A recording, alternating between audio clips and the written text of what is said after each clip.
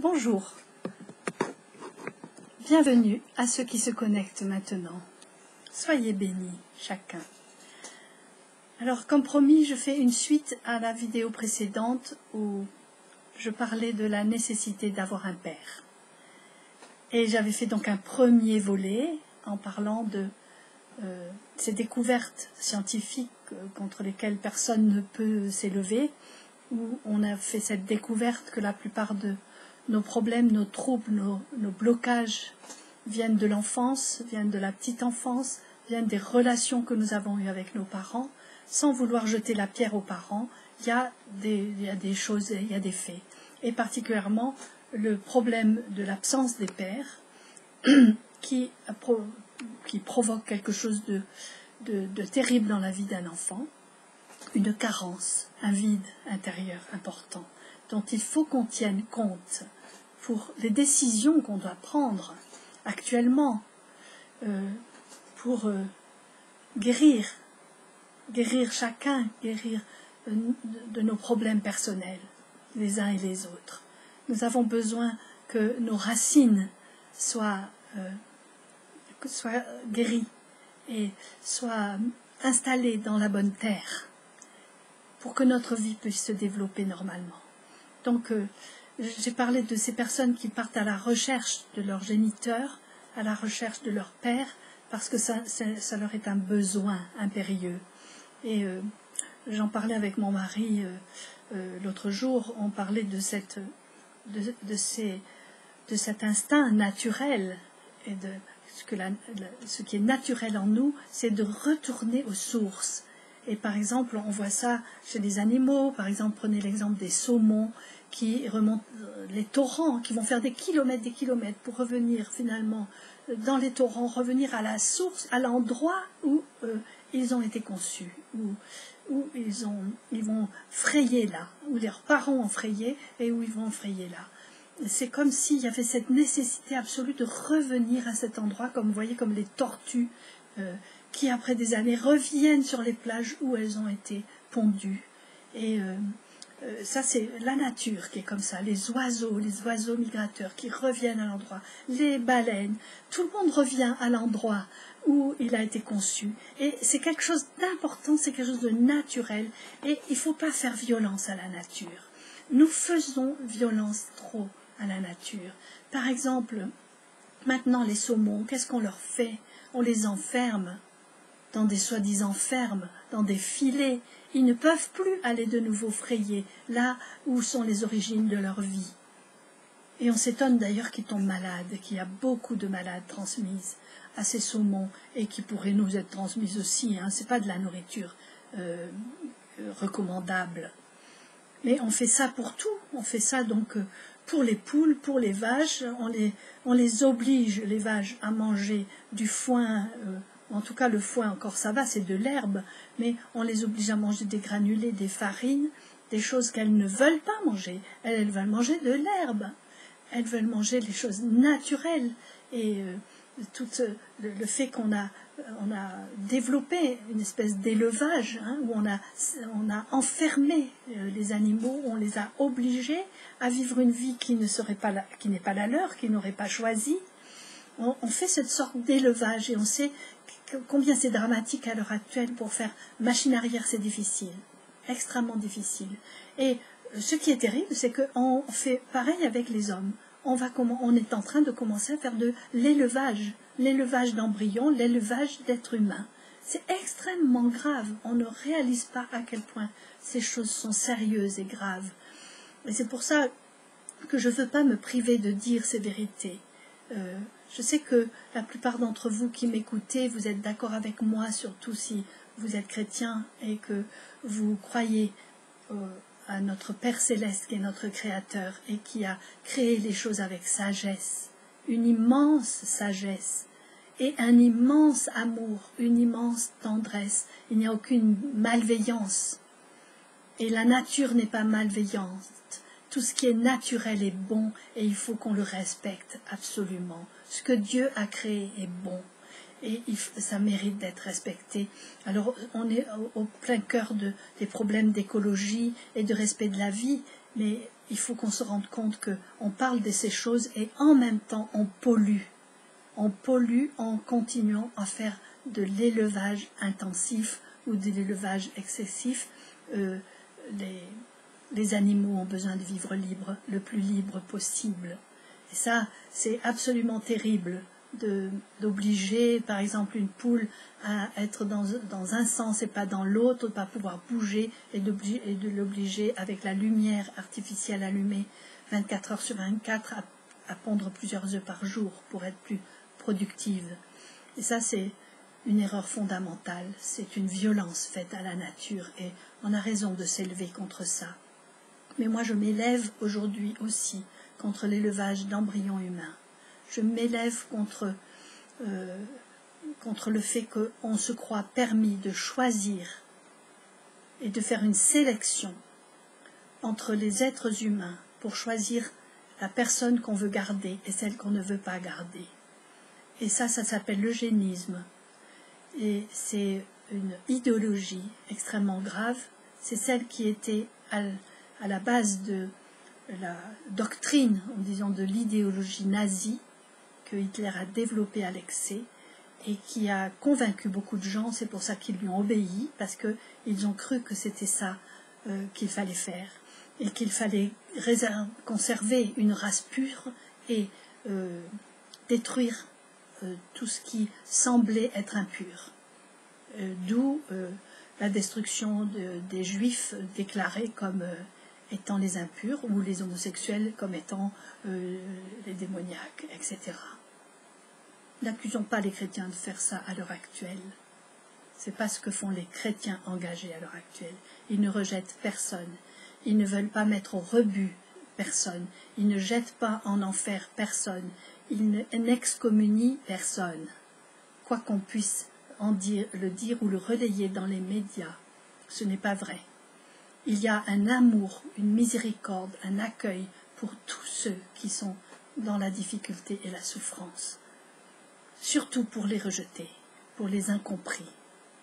Et c'est ce que le Christ nous a enseigné, et c'est cet enseignement que nous suivons et que nous voulons suivre. À aucun moment pour un chrétien normal qui a vraiment reçu l'enseignement du Christ et en qui Christ vit ne pourra rejeter quiconque de notre société en lui jetant l'anathème. Ça, c'est la religion qui fait ça, mais pas la vraie vie chrétienne. Les vrais chrétiens habités par l'amour du Christ ne le feront pas. Donc il ne s'agit pas ici de rejeter quiconque ou de jeter l'anathème sur quiconque. Il faut que ce soit très clair. Et il faut que nous, en tant que chrétiens, nous soyons très clairs à ce niveau. J'ai entendu à un moment donné, dans un groupe de jeunes à qui je parlais, où j'expliquais la nécessité de ne pas jeter l'anathème sur les personnes qui disent qu'elles sont attirées par le même sexe, par exemple. Ne pas avoir peur, ne pas craindre, ne pas les rejeter, mais qu'il faut continuer à les aimer, à les accueillir. Donc je disais ça, et une jeune fille est venue me trouver à la fin en me disant « Je crois que j'ai fait une grosse bêtise ». Alors je lui ai dit « Qu'est-ce que tu as fait ?» Elle m'a dit « J'ai une copine qui est venue m'annoncer qu'elle était lesbienne, et je l'ai rejetée, et je lui ai dit « Tu vas aller en enfer ». Je crois que j'ai fait une bêtise. Je dis « Oui, tu as fait une grosse bêtise, on ne dit pas ça. C'est pas vrai d'ailleurs, tu n'as aucun pouvoir pour envoyer quiconque en enfer. Qui peut envoyer quelqu'un en enfer ? Et Dieu aurait peut-être ce pouvoir, mais il ne le fait pas. En tout cas, ce n'est pas dans sa nature de faire ça. Et donc au bout d'un moment, je lui ai dit, mais est-ce que toi tu penses que cette amie que tu aimes tant va aller en enfer ? Elle me dit, non, je ne crois pas. Je dis, mais alors pourquoi est-ce que tu l'as dit ? Elle me dit, c'est parce que ma mère le dit. Je dis, mais est-ce que tu as besoin de servir de haut-parleur à ta mère ? Est-ce qu'elle doit s'exprimer à travers toi ? Est-ce que tu n'es pas libre de ta propre pensée, de tes propres opinions et de ta manière à toi d'aimer ? Et c'était très important de dire ça, de réaliser que beaucoup d'entre nous, nous avons été influencés par nos parents et influencés par notre mère en particulier, qui a des idées bien arrêtées sur les choses et qui veut que nous pensions comme elle. Après, je ne suis pas en train de dire qu'il faut tout accepter et qu'il faut dire que l'attirance pour le même sexe est quelque chose de naturel. C'est pas naturel. Ça ne fait pas partie de ce que Dieu a créé, ce n'est pas naturel. Mais nous pouvons avoir une attirance pour l'autre sexe et être aussi dans une dysfonction sexuelle. Et il peut y avoir beaucoup de choses qui sont de l'ordre de la dysfonction. Beaucoup de femmes sont abusées au sein même de leur mariage. C'est la raison pour laquelle on ne peut pas dire marier les prêtres et ça ira mieux. Nous voyons comment ça va mal dans les couples. Donc ce n'est pas la solution de marier les prêtres. Ce n'est pas ça qui fera qu'ils seront capables de contrôler leur pulsion sexuelle. Au sein du couple, il n'y a rien de plus difficile que de contrôler sa pulsion sexuelle. C'est plus difficile que pour un célibataire. Ça, il faut qu'on en ait bien conscience. Le problème n'est pas là. Le problème, il est dans la guérison des blessures profondes qui sont en nous et qui n'ont pas été visitées par la miséricorde, qui n'ont pas été visitées par la consolation. Nos souffrances les plus intimes, les plus profondes, ont besoin d'être consolées. Et elles ne peuvent être consolées que par le Père. Nous avons besoin du Père pour être consolés. Et si nos pères de la terre n'ont pas pu nous consoler, heureusement, Jésus est venu nous rappeler que Dieu s'était révélé comme Père et qu'il fallait qu'on croie que c'est vrai. Et qu'on pouvait revenir vers lui. Et trouver en lui la consolation, le pardon et la restauration de notre être. En Christ, Dieu a ce pouvoir, par la puissance de l'Esprit Saint, de nous guérir profondément. Je ne me lasserai pas de parler de guérison, parce que le Christ est mort pour notre guérison, pour guérir la moindre de nos blessures, consoler la moindre de nos souffrances, et pour restaurer ce qui a été détruit dans nos vies, ou pour appeler à la vie ce qui n'a pas été appelé à la vie. Notre véritable être a besoin encore peut-être d'être appelé à la vie, et ça c'est quelque chose de merveilleux. Et si notre Père de la terre n'a pas su le faire, en tout cas notre Père céleste est là pour le faire. Mais nous ne pourrons pas le vivre sans être aidés par l'Esprit Saint, la puissance de l'Esprit Saint qui vient nous convaincre de l'amour du Père. Nous sommes dans un doute absolu de l'amour de Dieu, et donc nous vivons comme des orphelins. Alors pourquoi est-ce que des femmes veulent à tout prix avoir un enfant sans père, au risque de faire de cet enfant un orphelin de père, à jamais inconsolable? C'est ça qui se produit. Quand on fait un enfant sans père, on met au monde un enfant orphelin, à jamais inconsolable. Ça, je peux le marteler, le redire, parce que ça, c'est la vérité. Un enfant qui n'a pas de père est à jamais inconsolable. Sauf si Dieu lui-même le console. Personne ne pourra consoler un tel enfant. Inconsolable au plus profond de lui-même.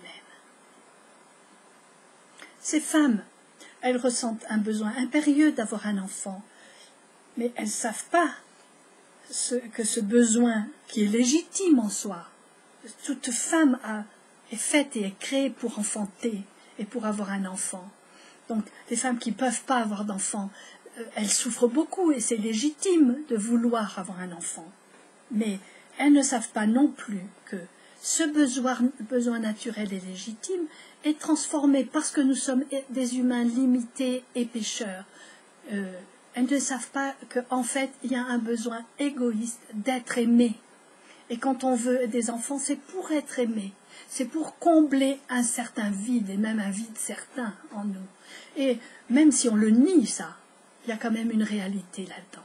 Nous savons tous à quel point nos mères nous ont demandé d'être là pour elles, pour les aimer, pour les combler, pour leur donner satisfaction. Et beaucoup de personnes humaines sur cette terre ploient sous le fardeau de n'avoir pas su faire plaisir à leur maman, de n'avoir pas pu satisfaire les désirs de leur maman. Moi, en ayant travaillé en maison de retraite, J'ai vu des personnes âgées sur le point de mourir être encore dans la souffrance et dans la peine de ne pas avoir su faire plaisir à leurs parents. Comme si c'était le but de la vie, comme si la venue au monde d'un enfant, c'était comme obligation, tu dois rendre tes parents heureux. Et les enfants ploient sous la culpabilité de n'avoir pas réussi. Et les hommes en général ploient sous la culpabilité de n'avoir pas réussi à faire plaisir à leur maman. Et ils n'ont pas réussi à faire plaisir à leur femme. Ils n'ont pas réussi à rendre leur mère heureuse, ils n'ont pas réussi à rendre leur femme heureuse, les femmes de leur vie heureuses. Comme si c'était le but de notre existence de rendre les autres heureux. Nous n'avons pas ce pouvoir. Bien sûr que notre présence auprès d'une personne peut la rendre heureuse, mais ce n'est pas un pouvoir. C'est parce que, habités par l'amour et par l'amour de Dieu, nous sommes rendus capables d'aimer, mais par un amour vrai, un amour qui n'est pas égoïste, un amour qui n'est pas dévoreur. Et beaucoup de femmes sont des dévoreuses d'enfants, demandant à l'enfant de venir combler leur manque affectif.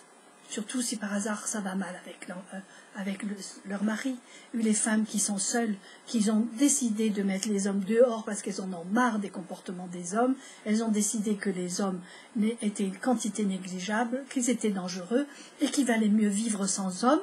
Elles ont décidé ça, et c'est quelque chose d'extrêmement toxique, d'extrêmement dangereux, même si dans le fond elles ont raison qu'il y a des comportements masculins qui sont répréhensibles.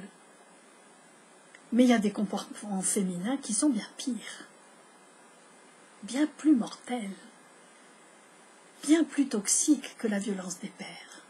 Il y a cette violence larvée des mères qui ne laissent pas leurs enfants vivre leur propre vie, qui sont dans le chantage affectif et qui réclament tout le temps de l'attention, qui réclament que l'enfant vive pour elles. Des mères qui disent tu es tout pour moi, si tu disparaissais, ce serait terrible, tu es ma vie. On ne dit pas ça à un enfant. Quand on le fait, on le tue, on l'empêche de vivre, on l'empêche de pouvoir avoir sa vie libre.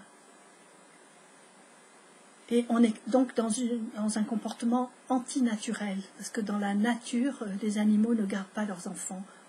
Quand l'enfant est adulte, on le met dehors. Et on ne ferait plus avec lui. C'est les hommes pécheurs qui font ça, et les femmes pécheresses qui font ça, et qui demandent à leurs enfants de les combler. Et ça, c'est quelque chose de dangereux. C'est pour ça que dans la première partie de cet enseignement, dans la vidéo précédente, j'ai expliqué comment la présence du Père servait à permettre à l'enfant de devenir un individu, de devenir une personne, de devenir quelqu'un de séparé de la mère, et qui devra aussi se séparer du Père au moment voulu. Donc, où les liens toxiques sont des liens, où il y a des liens d'amour qui peuvent devenir des liens d'enfermement, et donc devenir toxiques comme ça. Donc, je redis encore une chose, un enfant qui naît sans père est un enfant orphelin, et qui ne peut pas être consolé. Donc, il faut qu'on prenne conscience que ces enfants viennent au monde avec un handicap. Nous n'avons pas envie d'avoir un enfant handicapé. D'ailleurs, c'est pour ça qu'on fait des manipulations génétiques, pour essayer de faire en sorte qu'il n'y ait plus de handicap.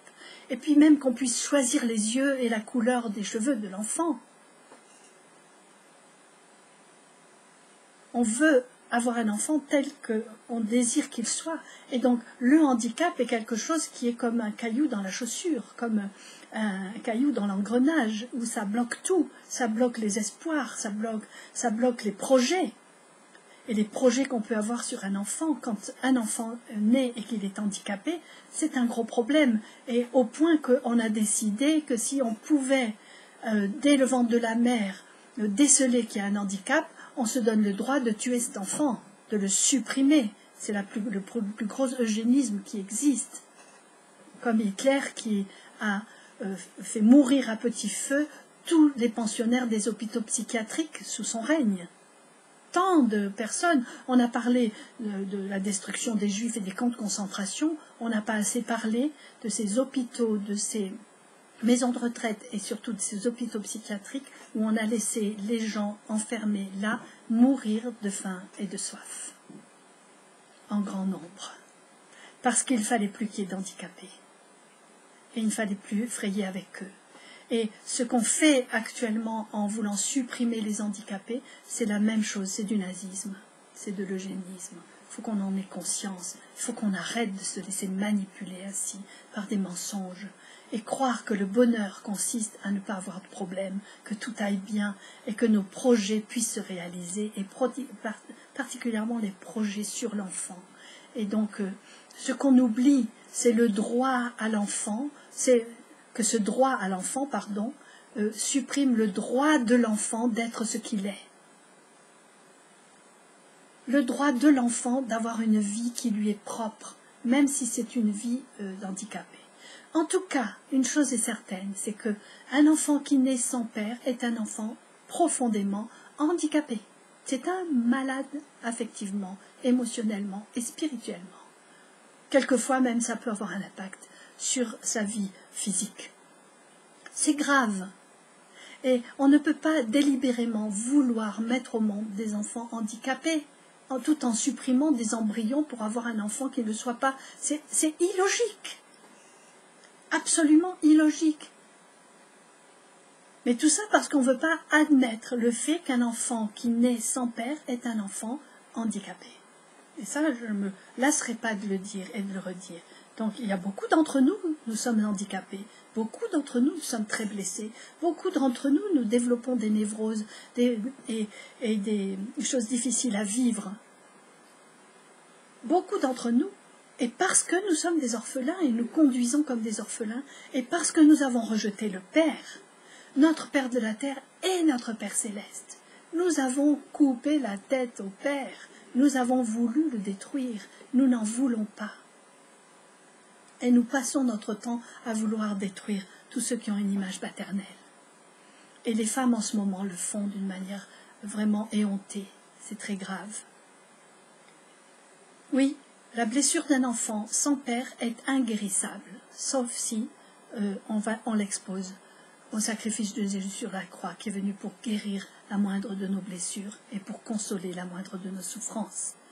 Là, nous avons à portée de main un moyen de guérison extraordinaire et nous allons avoir besoin de procurer ce remède qui est la croix et le sang versé du Christ. Nous allons être dans l'obligation de procurer ce remède à toute l'humanité qui nous entoure et particulièrement à tous ces enfants qui vont venir au monde à cause du désir impérieux de parents et de mères qui veulent mettre au monde un enfant selon leur choix, selon leur propre désir.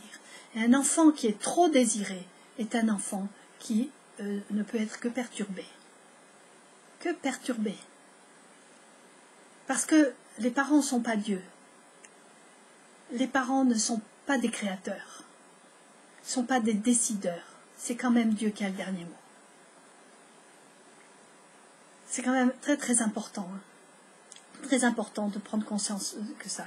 Et c'est pas la présence d'une autre femme dans le couple de femmes qui va permettre que cette blessure soit guérie. Loin de là. Parce que on n'est pas interchangeable.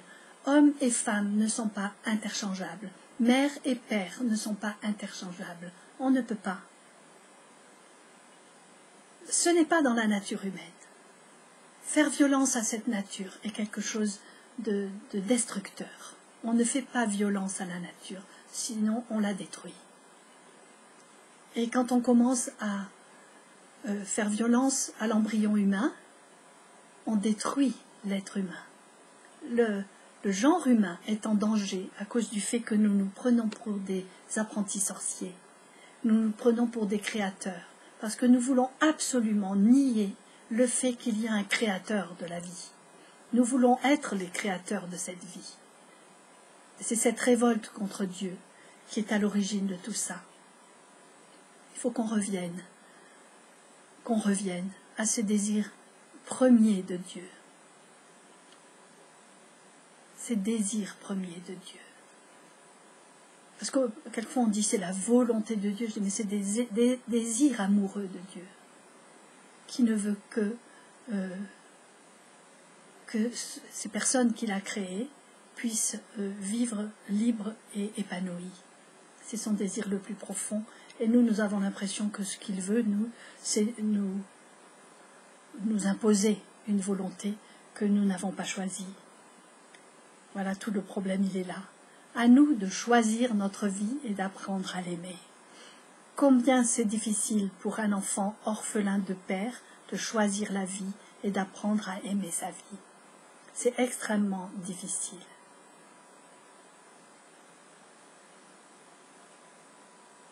Il va être en danger, cet enfant, d'être sous la coupe de 2 femmes.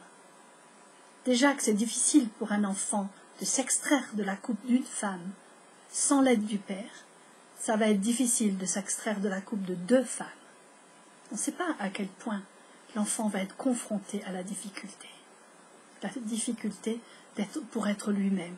Oh, peut-être qu'il va se soumettre. Beaucoup de réactions de ces enfants choisis, beaucoup choisissent de se soumettre, de devenir des gentils enfants, obéissants, intelligents, qui réussissent dans leurs études, qui va dans le sens des désirs des parents. Mais il n'est pas lui-même. Il ne sera jamais lui-même. Ou alors, ça va être des révoltés, des personnes qui vont être avec vraiment un caractère de chien, quoi, et qui vont se révolter et aller faire des bêtises et aller faire n'importe quoi. Mais de toute manière, ils ne seront pas eux-mêmes. Je crois que c'est important de prononcer ces choses, de les dire, à un moment où des lois iniques sont en train de passer, et contre ces lois, nous avons à nous élever, à faire objection de conscience, à le dire, mais pas pour condamner, pas pour jeter l'anathème, pas pour dire que ces personnes-là vont aller en enfer et que Dieu les juge. Qui sommes-nous pour juger? Nous-mêmes, nous le faisons, tout ça. Nous faisons pression sur nos enfants, nous faisons du chantage affectif tout le temps. Nous voulons donner des conseils, nous avons besoin que les autres aient besoin de nous pour exister. Nous ne sommes pas encore habitués au fait que personne ne peut combler notre vide. Et nous devons demander à personne de combler notre vide, ni à nos maris pour en être déçus, ni à nos enfants pour en être déçus aussi, ni à personne d'autre. Mais c'est à Dieu seul que nous pouvons demander de venir combler le vide abyssal qui est en nous. Il est énorme, ce vide. Huge, diraient les Anglais. Énorme. Mais il est à la dimension de Dieu lui-même. Notre vide est immense. Notre Dieu est immense. Son amour est immense. C'est sa place en nous. Alors, lui, il a le dernier mot. Oui, notre vie a pu être une vie très difficile et nous pouvons vivre avec un vide immense qui nous pousse à aller demander à nos enfants de venir combler le vide en nous. Mais Dieu a le dernier mot. C'est sa place en nous, ce vide. Et ils peuvent venir prendre la place. Et alors, à ce moment-là, nous pouvons faire l'expérience de la plénitude, une plénitude de vie. Il va, par sa présence en nous, permettre que notre vraie vie, notre vrai moi vienne à la vie et prenne la place, et en sorte que ce vide soit comblé, pas seulement par Dieu, parce qu'il ne veut pas prendre notre place, il ne peut pas vivre à notre place, mais il vient développer en nous une vie extraordinaire, la vie éternelle, la vie que nul ne peut nous ravir. Nous vivons pour toujours, et cette vie, elle est là. Mais sur cette terre, nous avons tendance à ne pas en vivre. Nous avons tendance à vivoter et à demander aux autres de nous donner une raison de vivre. Nous avons de bonnes raisons de vivre. Et ça vaut la peine de vivre. Notre vie vaut la peine. Notre vie, nous pouvons la vivre de manière passionnée. Justement, même si elle est empreinte de souffrance, c'est de la passion. C'est de la passion. La vie vaut la peine d'être vécue. Et Dieu ne cesse de nous le dire et de nous appeler à la vie. Il ne cesse de nous dire, j'ai mis devant toi la vie et la mort, je t'en prie, choisis la vie. Choisis la vie vaut la peine. Mais toi, tu as tendance à choisir la mort. Tu sèmes la mort autour de toi. par égoïsme, parce que tu ne veux pas être dérangé. Et ces millions d'embryons qui sont détruits, soit par la manipulation génétique, parce qu'on veut choisir un seul embryon pour l'implanter dans l'utérus d'une femme, soit parce qu'on est enceinte et que ce n'est pas le bon moment et que l'enfant est considéré comme gênant pour les projets qui sont les nôtres, les projets de vie, les projets de bonheur. Nous avons le sentiment que l'enfant vient contrecaresser ces projets, qu'il va être source de grande souffrance. Oui, l'enfant peut être source de grande souffrance, c'est vrai. Mais il n'y a rien de plus merveilleux quand même que d'avoir un enfant, même s'il nous fait souffrir. Dieu a pris le risque d'avoir des enfants tout en sachant pertinemment que ces enfants lui briseraient le cœur et chercheraient à le détruire. Il a quand même pris le risque d'avoir des enfants.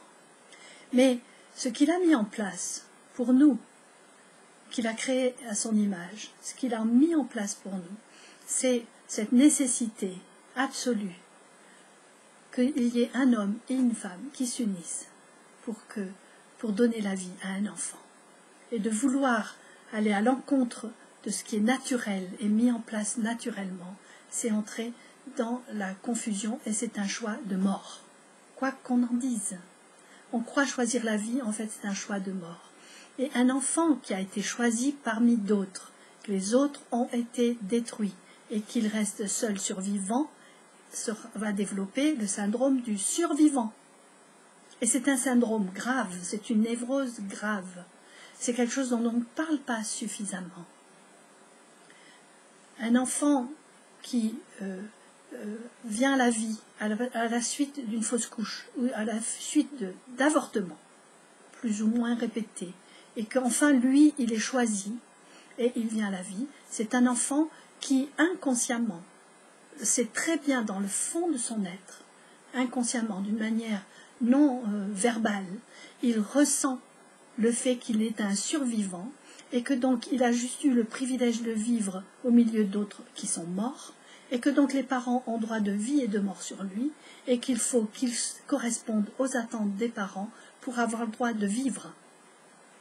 C'est un enfant qui n'est pas libre. Et le syndrome du survivant, c'est quelque chose de grave. Très grave. Survivre à un accident d'avion, par exemple, être le seul survivant, les personnes n'arrivent pas à s'en remettre, d'être le survivant. Survivre à une grave épidémie, survivre à l'Holocauste, à la Shoah, survivre à la Shoah, c'est quelque chose d'invivable pour les Juifs. Ils sont obligés de renier leur identité pour arriver peut-être à en vivre et n'en parler jamais. Mais c'est tellement au fond de l'inconscient que des petits-enfants de victimes de la Shoah, les petits-enfants qui n'ont jamais entendu parler leurs parents ou leurs grands-parents de ces choses font des cauchemars horribles, des cauchemars où ils voient des tortures ou des gens mis dans des fours. La mémoire profonde, elle est là. Inconsciemment, on transmet les traumatismes. Et un enfant qui sait qu'il a été choisi parmi d'autres qui ont dû mourir pour que lui vive, c'est quelque chose de terrible à vivre. Il ne peut pas choisir la vie. C'est ce qu'on appelle le syndrome du survivant. Il est comme incapable de choisir d'aimer la vie. Parce qu'il y a un sentiment d'injustice, un sentiment d'illégitimité.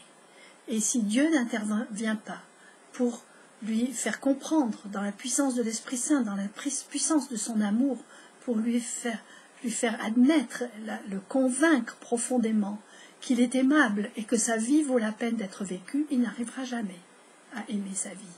Et nous savons combien chacun d'entre nous, nous avons du mal à choisir de vivre, à aimer notre vie, à chérir notre vie, à nous réjouir d'être en vie. Beaucoup d'entre nous, nous n'arrivons à continuer à vivre qu'avec un désir de mort derrière, avec comme un choix de mort, où on peut se dire, bon, j'essaye encore, mais si ça ne marche pas, je me tuerai. Beaucoup de gens vivent comme ça. Et beaucoup de gens finissent par se tuer. Ou s'ils n'ont pas le courage de le faire, ils vont survivre comme ils peuvent, mais ils ne sont pas heureux. On a besoin de ce bonheur. Et Dieu a la clé de ce bonheur. Et nous avons cette clé. Nous avons entre les mains ce remède extraordinaire. Oui, la croix est notre seul remède. Dans ton sang, j'ai ma guérison, Seigneur. Dans ton sang, j'ai ma guérison. Tu m'as délivré. Tu m'as sauvé. Tu m'as délivré de cette malédiction qui me poursuit et de ces comportements qui sont les miens. C'est tellement important, ne croyez-vous pas, frères et sœurs, d'apprendre à choisir la vie. Et donc, vraiment, moi, de tout mon cœur, je demande aux femmes seules de ne pas faire cette bêtise de vouloir avoir un enfant sans père. D'une part parce que pour ça, on a besoin de détruire des embryons d'autres personnes, et puis d'autre part parce que ça va mettre au monde des enfants orphelins, inconsolables. Et que c'est dommage. Tout ça parce que nous-mêmes, nous n'avons pas pu, nous n'avons pas su nous faire consoler par notre Père du ciel, qui peut nous donner une maternité tout autre, sans avoir forcément un enfant à nous, un enfant biologique à nous, au risque d'en avoir tué d'autres pour l'avoir. Nous pouvons donner tout notre amour à des enfants abandonnés, à des enfants souffrants, à des enfants orphelins, même des enfants des familles d'à côté ou des familles des voisins, des enfants qui souffrent et que personne ne comprend. Allez les aimer, allez s'occuper d'eux, allez leur parler de l'amour du Père. Il y a une maternité extraordinaire qui peut être vécue là, et qui n'est pas une maternité égoïste, où on veut un enfant pour soi, pour avoir une identité de mère, pour jouer au couple normal. Il n'y a pas de normalité à ce moment-là. Oui, il y a des souffrances, il y a le fait qu'on n'est pas marié, il y a le fait qu'on ne peut pas se marier, il y a le fait qu'on est comme ça, comme on est. Mais de vouloir absolument combler un vide en ayant un enfant, c'est une erreur fondamentale. Ne le faisons pas, parce que sinon nous devenons comme des nazis. Nous n'avons pas le droit de détruire des êtres humains sous prétexte qu'ils sont partie négligeable et pour choisir le meilleur. Ça, c'est quelque chose d'absolument répréhensible et qui conduit à la mort, mais pas seulement, on pourrait dire ça va vous conduire en enfer, c'est pas ça, l'enfer on le vit déjà. On n'a pas besoin d'attendre la mort pour aller en enfer. On est déjà dans cette atmosphère infernale. Quand on choisit ce genre de choses, il y a une culpabilité énorme, profonde qui est au fond de nous. Nous ne pouvons pas ressentir une satisfaction en ayant un enfant choisi. On ne peut pas. Le bonheur n'est pas possible dans ces conditions, à part si on peut se repentir devant Dieu, recevoir son pardon, sa miséricorde, sa consolation profonde, et lui permettre de venir vivre en nous, de nous permettre de venir épanouir en nous ce qui dort encore, ce qui a besoin de venir à la vie. Et ce qui dort encore, ce qui a besoin de venir à la vie, c'est l'amour, c'est la tendresse, c'est l'amour. Puissions-nous permettre que Dieu fasse de nos cœurs des fontaines, des torrents d'amour, se déversant sur les autres. Nous sortons de nos égoïsmes, de nos amours dévoreurs, où nous voulons prendre chez les autres pour exister. Non, pour exister, il faut qu'on se donne. Il faut qu'on se donne, qu'on donne le plus d'amour possible. Et nos cœurs sont capables d'amour bien plus que ce que nous croyons. Et plus on aimera, plus la source va grandir, plus ça va faire une rivière, plus ça va devenir un torrent.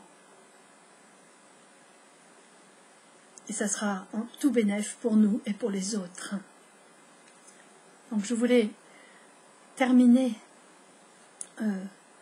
ce temps passé avec vous en parlant de ces choses et de la nécessité d'avoir un Père, en priant pour eux.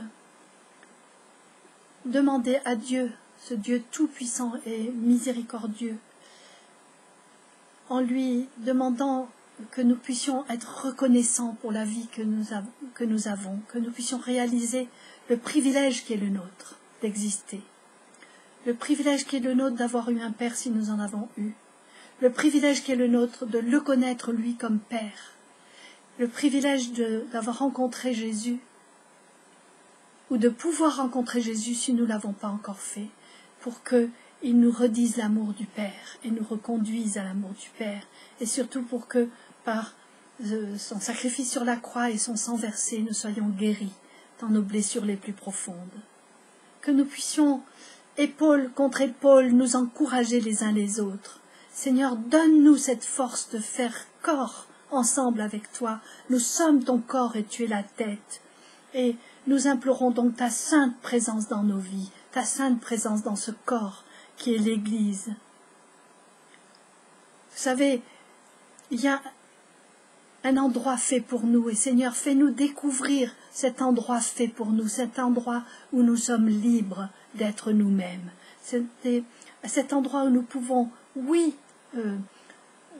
lutter contre les mensonges, lutter contre les injonctions du monde, les injonctions de la chair, les injonctions du diable, pour ne plus écouter que ta voix à toi, Seigneur, qui nous ramène dans le droit chemin, qui nous redit ce que c'est que la vie et ce que c'est que l'amour. Seigneur, nous voulons accepter de collaborer au développement de notre propre personne, nous qui sommes créés à ton image, pour que cette image s'imprime vraiment en nous, que nous devenions comme toi, Seigneur. Oui, nous voulons apprendre à t'obéir. Nous voulons obéir à tes commandements d'amour, parce que nous savons que c'est la solution pour que nous soyons heureux. Et nous sommes heureux, Seigneur, parce que tu nous places dans notre vraie place, qui est une place de mission auprès des autres, d'une mission créative, où nous allons en collaboration avec toi, Seigneur, parfois de manière très cachée et ordinaire. Nous allons pouvoir aider les autres à venir à la vie, à devenir non plus des orphelins, mais des enfants légitimes du Père. Quelquefois, nous serons admirés pour ce qu'on dit. C'est ce qui m'arrive régulièrement. Seigneur, garde-moi, parce que cela m'expose aussi à la persécution. Et je te demande que dans ces temps de persécution, où nous sommes persécutés, nous chrétiens, surtout nous qui sommes engagés pour parler des difficultés relationnelles, pour parler des difficultés, des dysfonctions sexuelles, des difficultés identitaires, nous qui nous mettons à parler de ces choses et qui les disons ouvertement. Seigneur, je te prie de nous garder, de nous protéger dans ces temps de persécution, de nous garder dans ta main, de nous protéger du mal, de nous protéger des gens qui ne veulent pas entendre notre discours et qui croient que nous sommes leurs ennemis. Seigneur, donne-nous d'être tellement débordants d'amour que les personnes auxquelles nous parlons puissent ressentir cet amour infini que tu as pour elles. Oui, nous voulons trouver cette joie incroyable de collaborer avec toi pour créer et être créé, pour recréer la vie, non pas en faisant des manipulations, mais en collaborant avec toi pour que tout ce qui est mort en nous revienne à la vie. Et ainsi, nous allons prêter nos mains, te prêter nos mains, Seigneur. Nous nous donnons à toi, nous te donnons tout ce que nous sommes, tous nos ressentis, toutes nos émotions, toutes nos blessures, tout ce qui fait que nous avons encore besoin d'être guéris. Et tout ce qui a été guéri en nous, nous mettons tout ça dans tes mains, Seigneur, pour que, à travers nous, tu puisses aimer le monde. À travers nous. Aime le monde à travers nous. Qu'il n'y ait aucun rejet, aucune disgrâce, aucune condamnation.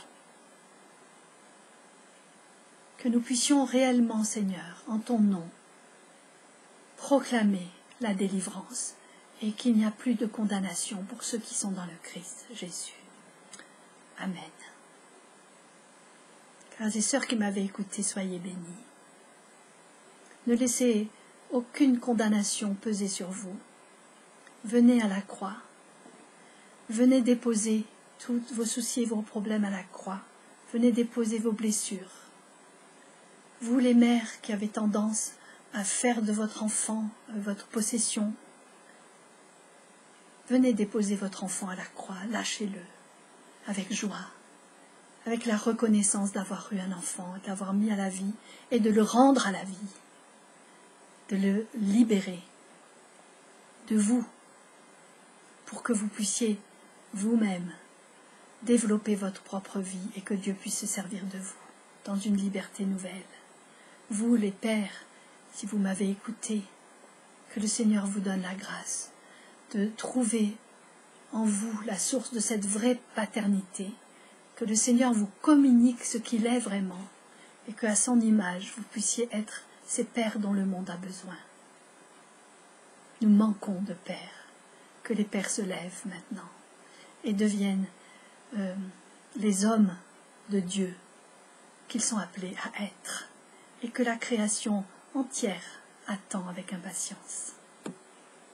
Soyez bénis chacun et priez pour moi aussi, pour que je continue avec courage à énoncer ce que je pense être la vérité qui vient de Dieu.